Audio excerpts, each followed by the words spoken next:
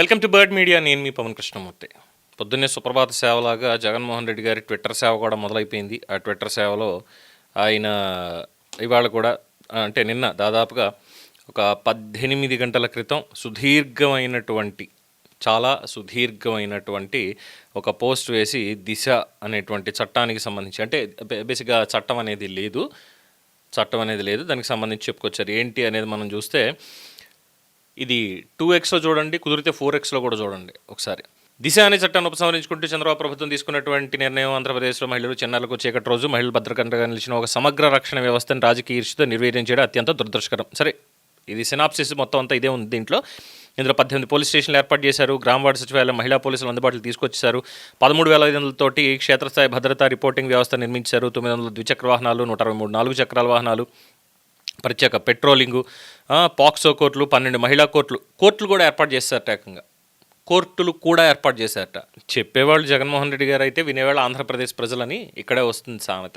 ఇది వ్యంగ్యమేనండి, సద్విమర్శే. ఎందుకు అనంటే అసలు దిశ చట్టం అనేది లేదు. బేసిక్గా మేము ఇక్కడ అసెంబ్లీలో ఏదో చెప్పేస్తాం, కానీ చట్టాలు చేసేటువంటి అది మన చేతుల్లో లేదు కదా. సెంట్రల్ లెవెల్కి వెళ్ళాలి, రాజ్యాంగాన్ని మార్చాలి, అందులో ఉన్నటువంటి రాజ్యాంగ సవరణలు, అలాగే పోలీస్ యాక్టు, వీటన్నింటిని కూడా మార్చుకుంటూ ఆల్రెడీ ఉన్నటువంటి నిర్భయ కానీ, పాక్సో కానీ, ఇంత కఠినమైనటువంటి చట్టాలు ఉన్నా ఇదేం కొత్త చట్టం మళ్ళీ మీరు చేయడానికి, ఇంకా మేం చేసింది ఎందుకంటూ సెంట్రల్ గవర్నమెంట్ ఆల్రెడీ 1-3 సార్లు వెనక్కి పంపించింది. అయినా సరే ప్లీజ్ సార్ అని చెప్పి మాట్లాడడం అప్పటి నుంచి.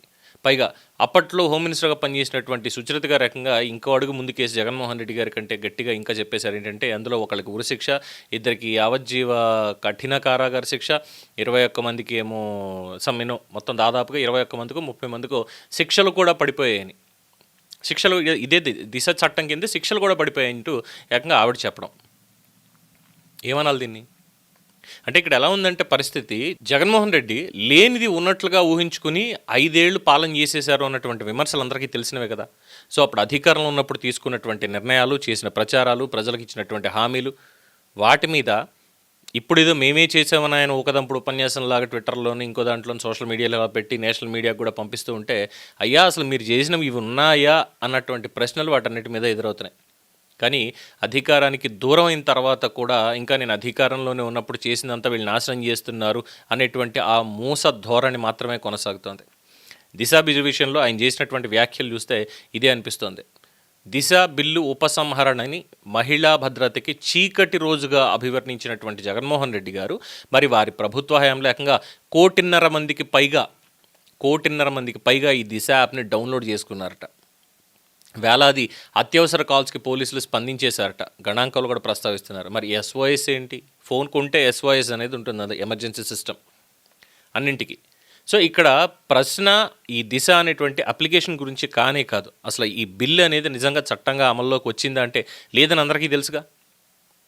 బిల్లు మారలేదు కదా అసలు. 2019లో తీసుకొచ్చింది, రాష్ట్ర అసెంబ్లీ ఆమోదించింది, ఇంక్లూడింగ్ ప్రతిపక్షంతో. కానీ అసెంబ్లీ ఆమోదించడంతో చట్టం అయిపోతుందంటే అది వితండవాదం.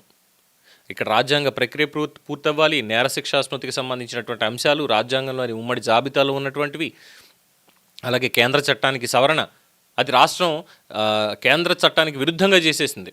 సరేనండి చేశారు, పోనీ ఇంకోటి ఏదో అందులో పెట్టారు. మరి అది అమల్లోకి రావాలంటే రాజ్యాంగంలో ఉన్నటువంటి ఆర్టికల్ 254(2) దాని ప్రకారం రాష్ట్రపతి ఆమోదం అవసరం. రాజ్యాంగ ఆమోదం దిశ బిల్లుకి లభించలేదు, అంతిమ అనుమతులు లభించలేదు.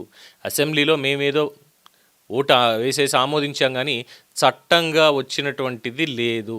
శిక్షాస్మృతి అనేది లేదంటే అప్పుడు ఉన్నటువంటి IPC CRPC కావచ్చు, ఇప్పుడున్నటువంటి BNSS కావచ్చు, ఏదీ లేదు. ఇది వాస్తవం.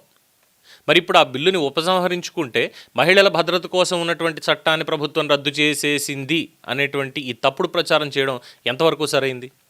మరి ఇందులో కేంద్రం అప్పుడు ఎందుకు అభ్యంతరాలు కూడా తెలియజేసింది? ఇక్కడే గుర్తుపెట్టుకోవాల్సింది, దిశ బిల్లులో ఏవైతే ప్రతిపాదించినటువంటి కొన్ని నిబంధనలు ఉన్నాయో కేంద్రం అభ్యంతరాలు వ్యక్తం చేసింది. అందరికీ తెలుసు. ముఖ్యంగా అత్యాచారం వంటి నేరాల్లో 21 రోజుల్లోనే దర్యాప్తు పూర్తి చేసేసి శిక్ష విధించే విధానం మీద న్యాయపరమైనటువంటి ప్రశ్నలు కూడా తలెత్తాయి. ఒక క్రిమినల్ కేసులో నిందితుడికి తనని తాను సమర్థించుకునే అవకాశం, సాక్ష్యాల పరిశీలన, అప్పీల్, ఇలాంటి న్యాయపరమైనటువంటి ప్రక్రియలకు కూడా రాజ్యాంగపరమైనటువంటి ప్రాధాన్యత ఉంటుంది. కేవలం శిక్ష కఠినంగా ఉండడం మాత్రమే ఇక్కడ న్యాయ వ్యవస్థకి సరిపోదు. శిక్ష వేగంగా పడాలి, కానీ న్యాయ ప్రక్రియ మొత్తాన్ని పక్కన పెట్టి అయితే కాదు. అదేవిధంగా ఈ లైంగిక నేరస్తుల జియో ట్యాగింగ్ వంటి ప్రతిపాదనల మీద కూడా వ్యక్తిగత స్వేచ్ఛ, గోప్యత, రాజ్యాంగ హక్కుల కోణంలో కూడా ప్రశ్నలు అందులో తలెత్తాయి. అందుకే కేంద్ర స్థాయిలో బిల్లు మీద అభ్యంతరాలు, వివరణలు, మార్పులు అంటే అవసరాలు, ఆ అంశాలన్నీ కూడా ముందుకొచ్చాయి. సో బిల్లు ఆమోదమై వెంటనే చట్టంగా అమల్లోకి వచ్చిన పరిస్థితి హిస్టరీలో ఎప్పుడూ లేదు. ఇంతలో ఏమైంది? మన దేశంలో ఉన్నటువంటి క్రిమినల్ లా అనేది చేంజ్ అయిపోయింది. 2024 జూలై 1 దేశంలో కొత్త క్రిమినల్ చట్టాలు అమల్లోకి వచ్చాయి. భారతీయ న్యాయ సంహిత BNS, భారతీయ నాగరిక సురక్షా సంహిత BNSS, భారతీయ సాక్ష్య అధినియం BSA, పాత IPC, CRPC, Indian evidence act, వీటి స్థానంలో ఈ కొత్త చట్టాలు అనేవి వచ్చాయి. అలాగే మహిళలకి, పిల్లల మీద నేరాలకు సంబంధించినటువంటి నిబంధనల్లో అనేకమైనటువంటి మార్పులు వచ్చాయి. దర్యాప్తు, FIR, ఛార్జ్ షీట్, విచారణ, ఈ ప్రక్రియలకు సంబంధించినటువంటి కొత్త చట్టపరమైనటువంటి వ్యవస్థ ఆ రోజు నుంచి అమల్లోకి వచ్చిందిగా. మరి ఇలాంటి పరిస్థితుల్లో సంవత్సరాలుగా రాజ్యాంగ ఆమోదం కోసం పెండింగ్లో, అంటే వాళ్ళ దృష్టిలో చూడాలంటే మేము బిల్లు చేసేసాం, చట్టం చేసేసాం, కానీ కేంద్రం మాత్రం మాకు దాని మీద ఎటువంటి క్లారిటీ కూడా ఇవ్వలేదు, వాళ్ళ దగ్గర అట్టు పెట్టుకుంది. మేము చేసేసాం, దాని ప్రకారం శిక్షలు కూడా పడిపోయాయి. మరి ఇప్పుడు ప్రభుత్వం మారింది, సరే బిల్లు పెట్టారు. దిశ చట్టానికి చంద్రబాబు నాయుడు గారు వ్యతిరేకం కానే కాదు. ఆ రోజు జరిగినటువంటి సంఘటన మీద ఆయన కూడా మద్దతు ప్రకటించారు చాలా క్లియర్గా. ఏకగ్రీవంగా బిల్లును ఆమోదించింది రాష్ట్ర అసెంబ్లీ, విచ్ వాజ్ గుడ్. అందరూ ఒక తాట మీదకి వచ్చి మహిళల భద్రతకు సంబంధించిన దాని మీద ఒక చట్టం చేయాలి అనుకోవడం నిజంగానే అది ఒక రాష్ట్ర ప్రజలకు ఒక గర్వకారణం. నిజంగా బాధ్యత తీసుకుని పనిచేశారు అని ఆ రోజు అభినందించారు. కానీ ఏమైంది? ప్రభుత్వం మారింది, క్రిమినల్ లాస్ అన్నీ కూడా మారిపోయాయి, సరికొత్తగా చట్టాలు చేశారు, ఇవన్నీ అయ్యాయి. ఇప్పుడు వచ్చి దాన్ని ఉపసంహరించుకోకుండా ఇంకేం చేయాలి? లేదు, మీరు ఎన్ని చట్టాలన్నా మీరు కేంద్రం పెట్టుకోండి, మాకు ఇక్కడ జగన్మోహన్ రెడ్డి తెచ్చిన దిశ చట్టం ఒక్కటే ఉండాలి అంటే ఇదెక్కడ విడ్డూరం? ఎన్నో సంవత్సరాలుగా రాజ్యాంగ ఆమోదం కోసం పెండింగ్లో ఉన్న పాత దిశ బిల్లుని అలాగే ముందుకు తీసుకెళ్లడం కంటే ఇప్పుడు చేయాల్సిందేంటి? కొత్తగా కేంద్ర క్రిమినల్ చట్టాలకి అనుగుణంగా రాష్ట్రంలో ఉన్నటువంటి న్యాయ వ్యవస్థ మొత్తాన్ని కూడా బలోపేతం చేయడం అనేది అవసరం. సో అందుకే ఇక్కడ దిశా బిల్లును ఉపసంహరించుకొని ప్రస్తుతం చట్టపరమైనటువంటి వ్యవస్థకి అనుగుణంగా మహిళల భద్రతని మరింత బలోపేతం చెయ్యాలి అన్నది ప్రభుత్వం చెప్తున్నటువంటి మాట. సో ఇక్కడ యాప్ మాత్రమే 1,51,00,000 మంది తీసేసుకున్నారు కాబట్టి చట్టం అయిపోయింది అనాలా? తప్పు కదా అది. ఎందుకంటే మొబైల్లో అప్లికేషన్ వేరు, బిల్లు వేరు. ఈ యాప్ని ఇంతమంది డౌన్లోడ్ చేసుకున్నారు, దాన్ని మీరు ఎందుకు వెనక్కి తీసేశారు, ఇన్ని సంవత్సరాల పాటు అసలు ఎంతమంది పోలీసులు దానికి స్పందించారో మీకు తెలుసా, ఎంతమంది మహిళలకు సహాయం అందిందో మీకు తెలుసా అంటూ మాట్లాడుతున్నారు. సరేనండి, తప్పు లేదు. 1,50,00,000 కాకపోతే ఆంధ్రప్రదేశ్లో ఉన్న అన్ని మొబైల్ ఫోన్లను కూడా దిశ అప్లికేషన్ ఉంది. ఇంకా మాట్లాడితే తెలంగాణలోను పక్క రాష్ట్రాల్లో కూడా చేయించినటువంటి ఇది ఉంది. రైల్వే స్టేషన్ల దగ్గర, బస్ స్టేషన్ల దగ్గర ఉండి అందరికీ కూడా అందరి ఫోన్లు తీసుకొని must and should Disha application ఉండి తీరాల్సిందే అని బలవంతంగా కూడా చేసినటువంటిది ఉంది. సరే, మహిళల భద్రతకు సంబంధించి పోలీసులు కాల్స్కి స్పందించారు, అనేక చోట్ల సంఘటనలు అరిగట్టారు. ఇది పరిపాలనా వ్యవస్థ యొక్క పనితీరుకి సంబంధించినటువంటి అంశం, చట్టానికి కాదు. దిశ యాప్ టెక్నాలజీ అనేది ఒక పోలీసింగ్ సాధనం అంతే. కానీ దిశ బిల్లు మాత్రం అది ఒక ప్రతిపాదిత చట్టం. అప్లికేషన్ని, చట్టాన్ని రెండు కలిపి చూడడం అనేది లేదు. ఎలా ఉందంటే దిశ బిల్లు లేకపోతే మహిళలకి రక్షణే ఉండదు అన్నట్టుగా చెప్పడం ఇది సరైనటువంటిదా? అంటే అంతకు ముందు ఉన్నటువంటిది ఇక్కడ ఓ సామెత వస్తుంది మనకేంటంటే, అత్త ఒకనాటి కోడలే అని చెప్పని ఓ సామెత వస్తుంది. అంటే నిన్న మమత మాడుతూ ఇదే డైలాగ్ అన్నాను, అందుకే గుర్తొచ్చింది. ఎందుకంటే ఈ దిశ అప్లికేషన్ ఏదైతే ఉందో, పోలీసులు దాన్ని ఏమన్నా సరికొత్తగా సైబర్ టెక్ నిపుణుల్ని వాళ్ళందరినీ కూర్చోబెట్టి మాకు ఈ అప్లికేషన్ ఇలా కావాలి, ఇది ఇలా ఉండాలి అని ఏమైనా బ్రీఫ్ ఇచ్చారా? లేదు. 2014 రాష్ట్రం విడిపోయిన తర్వాత ఆంధ్రప్రదేశ్ పోలీసులు అప్పుడు తీసుకొచ్చినటువంటి ఒక అప్లికేషన్ ఫోర్త్ లయన్, కావాలంటే మీరు రీసెర్చ్ చేసుకోండి. ఫోర్త్ లయన్, ఆ ఫోర్త్ లయన్ యాప్నే మొత్తం లేఅవుట్లు అన్నీ కూడా మార్చి ఫోటోలు పెట్టి దిశ అప్లికేషన్ అని చెప్పి పేరు మార్చారు తప్ప ఇంకోటేం లేదు. ఫోర్త్ లయన్ అనేటువంటిది మహిళలకు సంబంధించి అప్పుడు తీసుకొచ్చినటువంటి ఒక అప్లికేషన్ అది. మరి ఆ లెక్కన ఈ 1,51,00,000 ఇన్స్టాలేషన్స్ ఇవన్నీ కూడా గతంలో పడినటువంటివైనా దాదాపుగా అంతే కదా మరి. సో ఇక్కడ ఈ అప్లికేషన్ ఇలాంటివి ఉన్నాయి, ఇవి పనిచేయడానికి ఇక్కడ బిల్లు తప్పనిసరి ఏం కాదు. నా దగ్గర ఫోన్ ఉంది, ఒక అప్లికేషన్ ఇచ్చేసాను, అరే బాబు ఇదిగో ఇది సమాజానికి ఉపయోగపడేటువంటి ఒక యాప్, ఇదేం చట్టం కాదు ఇంకోటి కాదు, యాప్ ఇచ్చాను, దానివల్ల మంచి జరిగిందా? ఫైన్, జరుగుతుంది అంతే. దాన్ని దాని క్రెడిట్ తీసుకోండి. యాప్ వల్ల ఇంతమందికి లబ్ధి చేకూరింది అంటారా, దాని క్రెడిట్ తీసుకోవచ్చు, తప్పే లేదు. మహిళల భద్రతకు కూడా ఒక్క దిశ బిల్లు మీద మాత్రమే ఆధారపడాల్సినటువంటి పని అవసరం లేనే లేదు. పాక్సో ఉంది, నిర్భయ ఉంది, ఇంకా చెప్తే ఇంకా ఎన్నో రకాల చట్టాలు అనేవి ఉన్నాయి. మరి వాటికి ఏంటి? అసలు ఇక్కడ మహిళలకు కావాల్సింది ఏంటి? ఇదేమని తెలుసా జగన్మోహన్ రెడ్డి గారికి? ఇక్కడ మహిళలకు కావాల్సింది పేరులో ఉన్న దిశ అనే ఒక చట్టం కాదు. నేరం జరిగిన వెంటనే ఎఫ్ఐఆర్ అవ్వాలి, వేగంగా దర్యాప్తు జరగాలి, బలమైనటువంటి సాక్ష్యాల సేకరణ అవ్వాలి, సమర్థవంతమైనటువంటి ప్రాసిక్యూషన్ కావాలి, విచారణ వేగంగా జరగాలి, నేరం రుజువైన వెంటనే కఠిన శిక్ష పడాలి. ఇది వాళ్ళకి భద్రత, నిజమైనటువంటి భద్రత మనం కల్పించాల్సిందే. దీనికంటే ఇంకొకటి ఉంది తెలుసా? అసలు నేరమే జరగకుండా సంస్కరణలు తీసుకురావడం. అంతే తప్ప ఒక బిల్లుకి దిశ అని పేరు పెట్టేసి మేము దశ దిశ కూడా మార్చేసామంటే దానివల్ల వాళ్ళకి ఏమీ భద్రత అనేది వచ్చేసేది. ఒక యాప్ని లక్షల మంది డౌన్లోడ్ చేసుకోవడం వల్ల మాత్రమే భద్రత వచ్చేసిందంటే ఇంకా పోలీసులు ఎందుకు?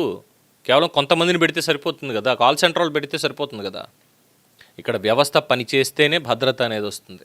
అందుకే ఇప్పుడు అసెంబ్లీలో మేము ఆమోదించాము, కానీ రాజ్యాంగ ప్రక్రియ పూర్తి కాని పాత బిల్లుని ఉపసంహరించుకుంటున్నాము అని ఇప్పుడున్నటువంటి కూటమి ప్రభుత్వం చెప్తూ ఉంటే, కానీ ఇది మహిళా భద్రతకి చీకటి రోజుగా చిత్రీకరించడం అనేటువంటి దిగజారుడుతనం.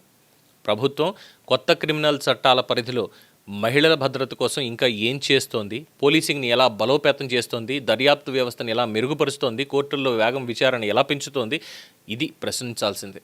రాజకీయాల్లో పేర్లు మార్చవచ్చు, ప్రభుత్వాలు మార్చవచ్చు, మారతాయి, చట్టాలు కూడా మారతాయి, కానీ ప్రజల భద్రత మాత్రం ఈ రాజకీయ ప్రచారానికి ఎక్కడా బలి కాకూడదు. సో ఇక్కడ జగన్మోహన్ రెడ్డి గారు చేసినటువంటి బ్లండర్ మిస్టేక్ ఏంటంటే అసలు చట్టంగా అమల్లోకి రానటువంటి బిల్లుని రద్దు చేశారు అని చెప్పడం. మరి ఇక్కడ ఆయనకి తెలియంది ఏంటి? అసెంబ్లీ ఆమోదం, చట్టంగా మారడం రెండు ఒకటేనా? ఎస్, దీని మీద డిఫరెన్స్ ఆయనకి తెలియదు. అందుకే ఇంత సుదీర్ఘమైనటువంటి పోస్ట్ కూడా వేసుకొచ్చారు మొత్తం అంతా చెప్పుకుంటూ. ఇంకోటి ఏం చేశారంటే దిశ యాప్ని దిశ బిల్లుతో కలిపేయడం. మహిళల భద్రత మీద రాజకీయాలు చేయడం కంటే ప్రజల ముందు వాస్తవాలు చెప్పడం మంచిది. అది చేయకుండా ఇవన్నీ చేస్తున్నారు. ఇక్కడ ఎవరు కూడా అడగట్లా మాకు దిశ అని పేరు పెట్టండి, లేదంటే ఇంకో పేరు పెట్టండి, ఇందిరమ్మ పేరు పెట్టండి, ఎన్టీఆర్ అని పేరు పెట్టండి, ఎవరు అడగట్లా. మహిళలు అడిగేది మీరు బిల్లు చేస్తారా, ఇంకోట, మాకు అవసరం లేదు అవన్నీ. కానీ మాకు కావాల్సింది పని చేసే పోలీసింగ్, వేగంగా రియాక్ట్ అయ్యేటువంటి న్యాయ వ్యవస్థ, నేరస్తుడికి శిక్ష ఖచ్చితంగా పడే వ్యవస్థ మాకు కావాలి. ఇది నిజమైనటువంటి మహిళా భద్రత, ఇది మాకు ఇవ్వండి అని అంటున్నారు. సో ఇది తప్ప మిగిలిందంతా కూడా కేవలం రాజకీయ ప్రచారం మాత్రమే, దిగజారుడు రాజకీయ ప్రచారమే తప్ప ఇంకొకటి కానే కాదు. సో ఆ రోజు కూడా అసలు అది ఆంధ్రప్రదేశ్ రాష్ట్రానికి సంబంధమే లేనటువంటి కేసు, బట్ ఒక మహిళకి జరిగింది. మరి అలా అనుకుంటే అలాంటి సంఘటనలు ఎన్నో జరిగాయి కదా దేశంలో, మరి వాటికి సంబంధించింది ఏం చెప్తారు? గుంటూరు మీటింగ్ వెళ్తుంటే 50 కిలోమీటర్లతో హెలికాప్టర్ వేసుకుని జగన్మోహన్ రెడ్డి గారు మీటింగ్కి వెళ్తే అదే రోజు అక్కడ జరిగినటువంటి ఒక సంఘటన, ప్రేమిస్తున్న పేరుతోటి అమ్మాయి రిజెక్ట్ చేసింది అన్న ఒక పేరుతోటి పీక్కొచ్చాడు. ఆ రోజు సభ జరుగుతున్నప్పుడే నో రెస్పాన్స్. విశాఖపట్నంలో ఒక కుటుంబం మీదకి ఇలాగా అఘాయిత్యం చేయడానికి వెళ్తే పోలీసులు అరెస్ట్ చేశారు, కేసు పెట్టారు, వాళ్ళు అయ్యింది, బెయిల్ ఇచ్చి పంపించారు. మళ్ళీ వాళ్ళ ఇంటికి వెళ్ళి బెదిరింపులు ఇవన్నీ చేయడాలు, తర్వాత కత్తితో కొయ్యడాలు, ఇలాంటివి చేశాడు. No response. మరి ఇలా చెప్పుకుంటారు, ఇలాంటి సంఘటనలు ఎన్నో ఉంటాయి, దానికి కూడా నో రెస్పాన్స్. సో ఈ రాజకీయ ప్రచారం అనేది మానేసేయాలి తప్ప ఇంకోటి కానే కాదు. ఏమంటారు? దీని మీద మీ ఒపీనియన్స్ తెలియచేయండి. చూస్తూనే ఉండండి ది బర్డ్ మీడియా. ఈ వీడియో మీకు నచ్చినట్లయితే లైక్ చేయండి, షేర్ చేయండి, సబ్స్క్రైబ్ చేయండి. మరిన్ని అప్డేట్ల కోసం మా వాట్సాప్ ఛానల్ను ఫాలో చేయండి.